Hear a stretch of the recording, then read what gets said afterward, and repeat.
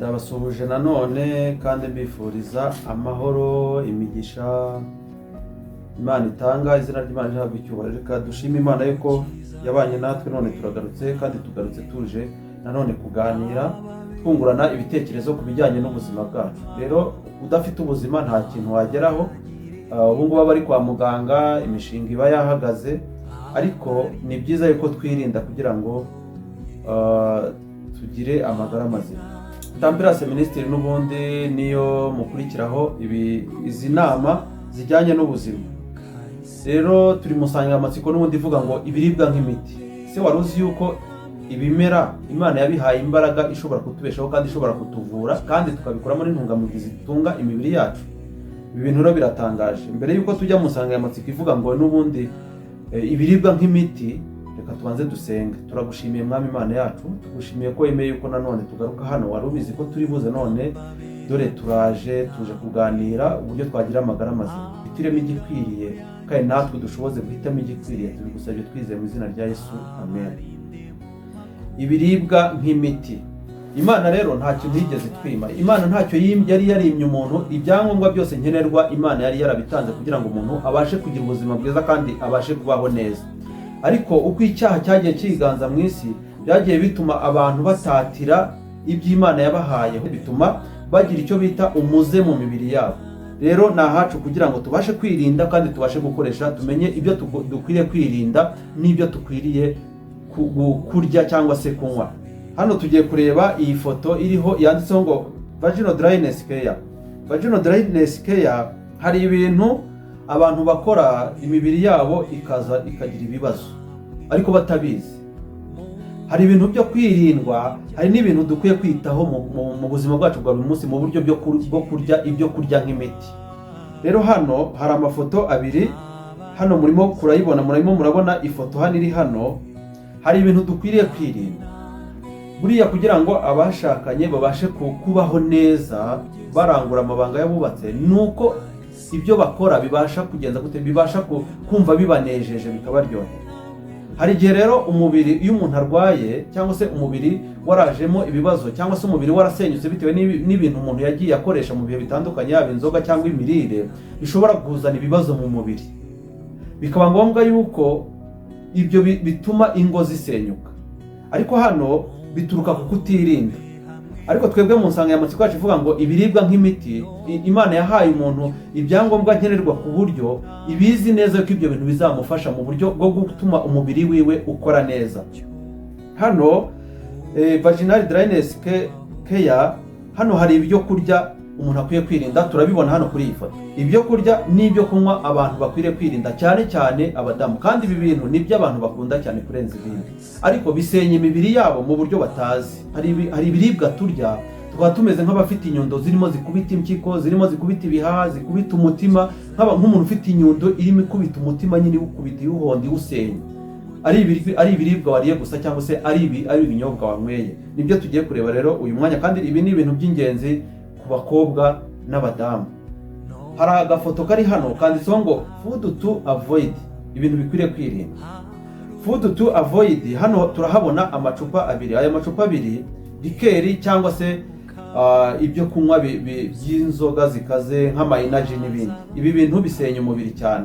Hano hariho amacupa abiri, hariho uducupa tumeze nka tumwe twaye ama energy za Red Bull n'ibindi.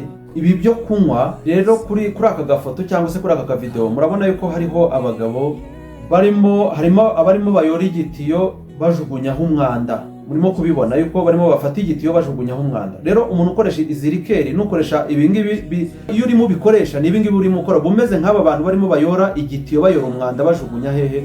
Ariko noneho hano turahabona indi foto y'abantu barimo boza n'amazi afite isuku, ku buryo ubona amazi yatembye ari menshi cyane. Ibingibi ni bitwereka yuko umuntu wakoresheje izi mbuto ziri munsi, muri kubona harimo kokombure, avocado, yogati, ubunyobwa, pome, imineke, abameze nk'urimo woza. Kugira ubuzima bwiza ni ubuzima bwiza buturuka imbere bujya inyuma. Nuko ingaruka nziza zo kurya izi mbuto zemewe, food to eat, nuko zigaragara. Ibingibi ni ibimenyetso bigaragara splash ni ibimenyetso bigaragara ku muntu wabashije gufata ibi biribwa akabifata nk'aho ari imiti. Izi ni ingaruka nziza rero kubara abo bantu. Urabona ko barimo boza amazi aseseka, boza amazi ameneka, kandi ukabona yuko ari ibintu bifite isuku, bitandukanye n'umuntu ukunda gukoresha izi nzoga z'amarikeri n'amayinaji n'izi nyama za jambo n'amasosisi n'ibintu biprocesinze munuze mu nganda, atandukanye n'uyu muntu uri hano ku ruhande. Hano rero hari food to avoid na food to eat. Ibyo dukwiriye kwirinda n'ibyo dukwiriye kurya. Ibi rero ni byiza ku bakobwa n'abamama, ndabinginze. Ibiribwa bitubera imiti aho kugira ngo imiti itubere ibiribwa, kandi twirinde. Icyo bita kwirinda ni ukwirinda ibintu bishobora kwangiza ubuzima bwacu. Hari abantu babikoresha batabizi, bakumva bibaryoheye, bakumva nta kibazo, ariko nyamara bameze nk'abantu bafite inyundo barimo bahonda bakubita mu mubiri imbere, cyangwa se bafata umwanda bajugunya mu mubiri imbere. Izi energy cyangwa se amarikeri arasenya umubiri cyane, ndetse ku myanya myibarukiro. Abakobwa n'abadamu bakunda gufata aya marikeri n'ama-energy, aragenda akagira ingaruka ku myanya myibarukiro yabo. Ibi rero hano baratubwira yuko tugomba kugeza gute tugomba kubyirinda. Hano bakatwereka inyama zitwa jambo. Inyama zitwa jambo nazo si nziza ku bamama n'abakobwa ku bijyanye n'imyanya yabo y'imyororokere. Izi nyama zitwa jambo zangiza imyanya y'imyororokere y'abadamu n'abakobwa. Hano nanone kuri iyi foto turabonaho sosiso nazo ntabwo ari nziza, kandi ibi bintu ndimo mvuga nibyo abantu bakunda cyane, ugasanga nibyo bakunda kurya cyane. Ibi bintu bikwiriye kwirindwa, ntibikoreshwe, bikwiriye kwirindwa cyane cyane ku badamu n'abakobwa. Tuzareba n'ibyo abagabo n'ibyangiza abagabo abakwiriye kwirinda. Kuri ibi byo kwirindwa, reka turebe nanone hariho amandazi cyangwa se n'ibintu bijyanye n'amandazi, nabyo ni ibyo kwirindwa ku bakobwa n'abadamu, kuko nabyo biri mu bintu bituma imyanya yabo y'ibanga cyangwa se imyanya myibarukiro yabo ishobora kwangirika cyangwa se igakora nabi. Food to eat ni ibyo kurya bikwiriye gukoreshwa cyane cyane ku bakobwa n'abadamu, bishobora gutuma imyanya yabo myibarukiro ibaho neza, kandi ikaba ifite icyo bita ububobere. Imyanya myibarukiro y'igitsina gore igihe cyose idafite ububobere biba ari ikibazo. Ariko hano Imana ntacyo yimye umuntu. Hari food to eat. Food to eat ni ibiribwa byemewe bishobora gufasha abakobwa n'abadamu kugira ngo bagire icyo bita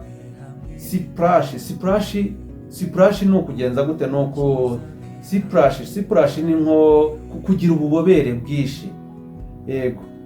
Noneho hano muri izo mbuto mu biribwa bidakwiriye kwirindwa, ahubwo bikwiriye gukoreshwa cyane cyane ku badamu n'abakobwa ku bijyanye n'imyanya myibarukiro yabo, cyangwa se n'imyanya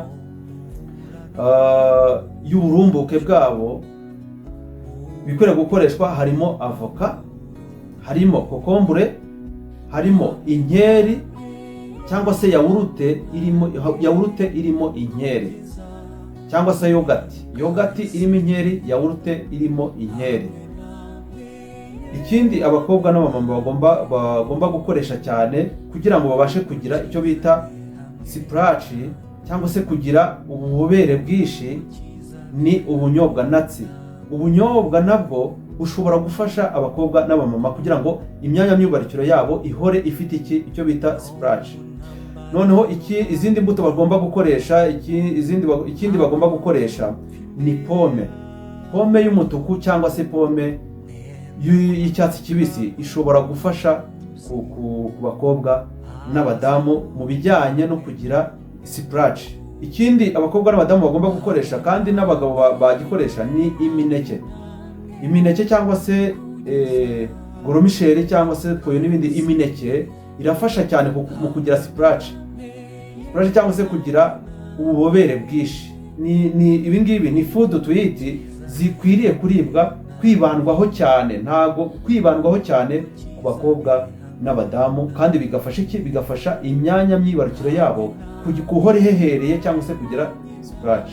Rero reka dusoreze akangaka niko uyu munsi twari twateguye. Uwiteka abaho umugisha, kandi ibi bintu mu byibandeho cyane kugira ngo bibafashe mu buzima bwa buri munsi, kuko ibi bintu ni kimwe mu bintu bisenya ingo, kuko bitabasha gutuma abantu bashakanye banezerwa. Kubera iki? Kubera ko habuze izi splash. Rero Uwiteka abahe umugisha kandi abane namwe.